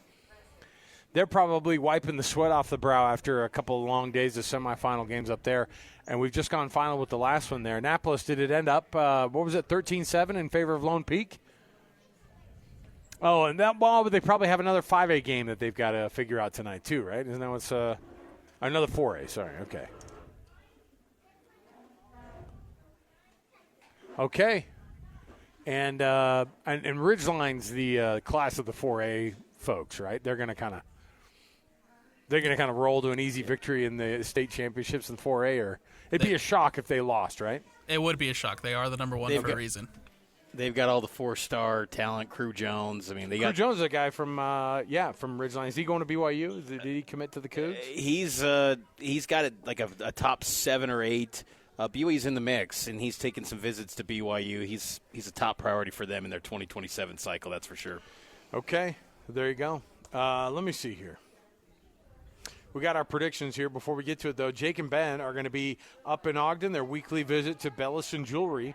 10 to noon on Tuesday. Go check it out up there. Bellis & Jewelry's 1155 36th Street in Ogden, just right across from Weber State. Locally made just for you, cherished for generations. It's Bellis & Jewelry. You can find Jake and Ben on Tuesday up at Bellis, and they've been there all season long. Okay, let's get to some predictions here. We'll start with some of the bigger dogs and work our way up to the local ones. I say the bigger dogs is in like the ones that are of national interest. Now, Texas going to Georgia. You've never been a bigger Bulldogs fan if you're a fan of Utah or BYU. You want to see Texas lose as much as possible before the end of the season, and certainly there in Athens is one of those places that could be a big L for the folks there in Texas. And I think it will be. I think Georgia wins this game. Now, Georgia's not They haven't been the Kirby Smart, perfect Georgia Bulldogs that we've seen in the past. The defensive side, like personnel-wise, they're still excellent. But defensively, they're just not as maybe nasty as you've kind of grown to expect from Kirby Smart's Georgia teams. But I'll go with the Bulldogs to get it done. I think they win by 10+. I think this will be a sound victory and make it clear Texas doesn't belong in the 12-team playoff.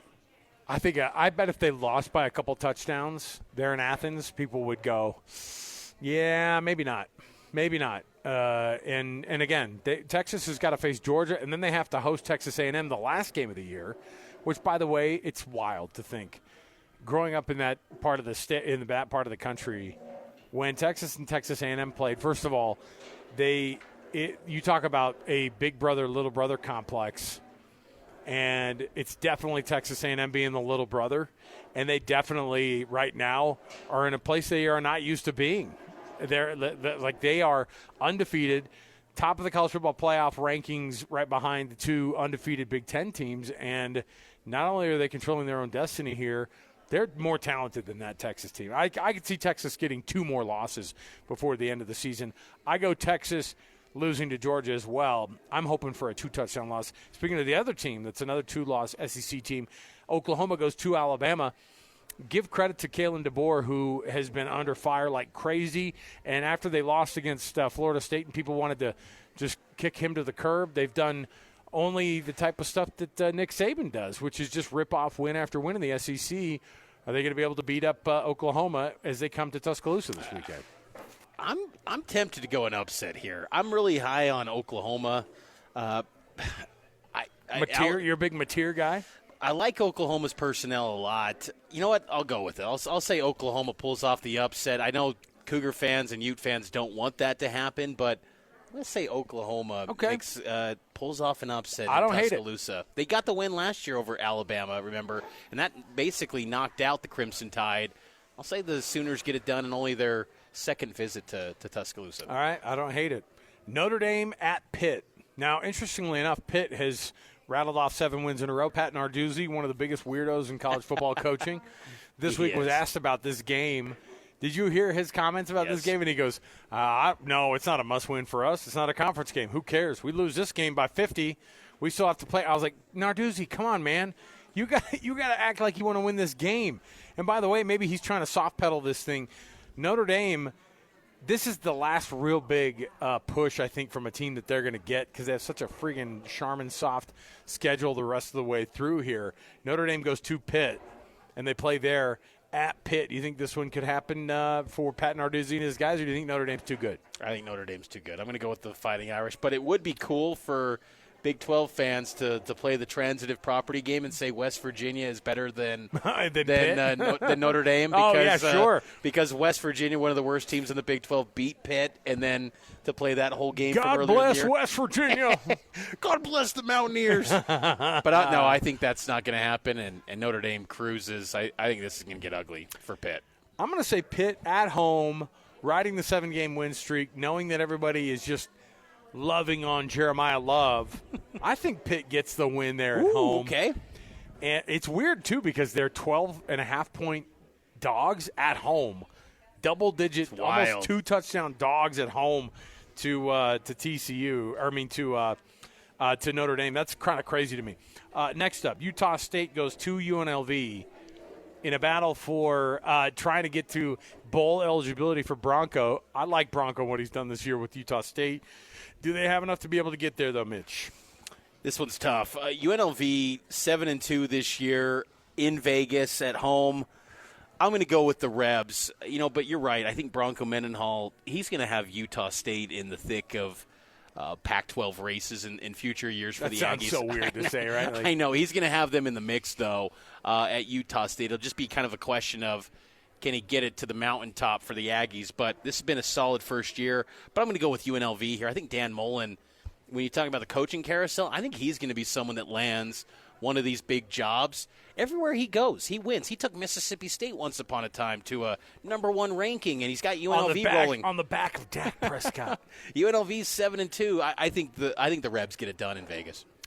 I could see Bronco going in there and Bryson Barnes just like having one of his signature 180-yard rushing, 175-yard passing game, gets 2 touchdowns in each category. I'm going to say Utah State goes down there and gets bowl eligible because I don't think UNLV's actually that good. I love it. I mean, Miles Davis, former BYU running back, he's been solid. He's running like crazy for the Aggies this year. More than 600 yards, and then former Ute Bryson Barnes, the pig farmer. Really some decent numbers for him this season. I wouldn't be surprised because Bronco, one thing he does know, he gets to bowl games. He gets to the postseason wherever he coaches, and what a breakthrough that would be if they could get this done. But I just think UNLV's got more speed, more talent on the defensive side to kind of keep Utah State in check, but it should be a good one. Fun one down there at Allegiant Stadium. Now let's go to BYU versus TCU. The Horned Frogs come to Provo. It's been a minute since they've been in Provo playing a football game. Josh Hoover, of course, beat the Cougs last time he played them, but that was seemingly ages ago compared to where these teams are now. Where do you have this one, Mitch? I've got BYU. I think it'll be, I don't think this will be a game in the 30s. I think it's played kind of in the 20s. I got a BYU 27, TCU 21. I could see, BYU maybe, needing a fourth quarter touchdown, maybe being down 21-20, and Bear needs to pull off something midway through the fourth, and he gets that touchdown to put BYU in front and get that win. But I think the Cougs get it done and improve to 9-1 with two left. What about you? I think the offense last week was like, we got to figure out who we are, and we know who we are. We can figure some things out. I think that's what you're going to get from some of these guys. And I think BYU is going to get to the 30s, and I think they're going to win by 10 over this TCU team. I'm going to go 30-20, right straight up, 30-20 in favor of the Cougs down there in Provo. Finally, Utah going to Baylor. Waco playing host to Utah. I want to say a couple of years ago. Remember when they barely eked that one out? Speaking of the pig farmer down there, also in 130 degrees or whatever it was down there. And that one was also against Sawyer Robertson. I remember he had 2 picks in that game 2 years ago in Waco. I think the field was 120 degrees. I just remember Sly being like, if they ever have this game in September again down here, I'm refusing to go. So there you got it. It's a November game down there at Baylor, and they're going through all sorts of stuff off the field, and Utah is just absolutely rolling. Does that change it all this weekend? No, I don't trust this Baylor team. They haven't been good at home against quality opponents this year. I think the UCF game where they had some success and held the Knights to only 3 points, I don't buy into that. I think UCF's just got a bad offense. Baylor's defense is not good. I think Utah wins by at least 3 touchdowns. This could be a 30-point win. I really do. I think Utah cruises comfortably because I think also, Baylor offensively pretty explosive. But, again, you wonder about all the off-the-field distractions. What does that play into this team? I mean, you have a player in Michael Trigg, your leading receiver, is at the center of an AD getting dismissed. It's got to be a little awkward and a little bit of a distraction, and Baylor's still fighting to get to a bowl game. So is that enough motivation to get this team motivated for a spot where, this season feels lost? They were looking for a Big 12 title, not just to get to a bowl game. Mm-hmm. I think Utah wins big. I'm going to stay in that 21-point frame that you just queued up there. I'm going to say 38-21. 38-17 in favor of Utah down there at Baylor. So there you go. There are our predictions right there. We'll come right back. We've got more to go. We've got our best and worst. We'll wrap things up, get you ready for Utah Mammoth hockey coming up top of the hour as well. Stay here with us, 97.5, the KSL Sports Zone. All college football, all day. It's a Football Friday right here on the Zone. Whether it's the Utes, Cougars, or Aggies, we've got you covered.